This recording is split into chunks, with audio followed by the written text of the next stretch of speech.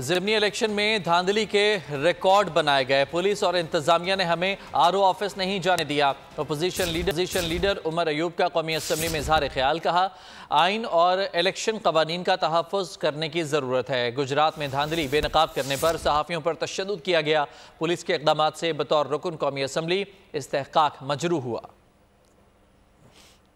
Election एक फार्स इसलिए था, एक रिग्ड इलेक्शन इसलिए था क्योंकि रिटर्निंग ऑफिसर के दफातर के 300 मीटर से 400 मीटर इर्द गिर्द पुलिस फोर्स तैनात थी। उन्होंने कहा है हमें अफसर बाला से हुक्म है कि हम लोग कंटेस्टिंग कैंडिडेट्स या इलेक्शन एजेंट्स को वहां पे जाने नहीं दे सकते। हमारे पार्टी चेयरमैन का हमारा रास्ता पंजाब पुलिस ने 2.5-3 घंटे के लिए रोका हुआ था, हमें मूव नहीं करने दिया। गुजरात की एग्जांपल दूं, मैं आपको बता सकता हूं कौन कौन से ऑफिसर्स थे जिन्होंने हमारा रास्ता रोका। और मीडिया के जनाब स्पीकर, उन्होंने 4 लोगों को हमारे सामने टॉर्चर करके सारों के सामने उठा के मोबाइल वैन्स में फेंका। आपके इस हाउस के 3 ऑनरेबल मेंबर्स का प्रिविलेज जो है इस्तेकाक वो मजरूह हुआ है।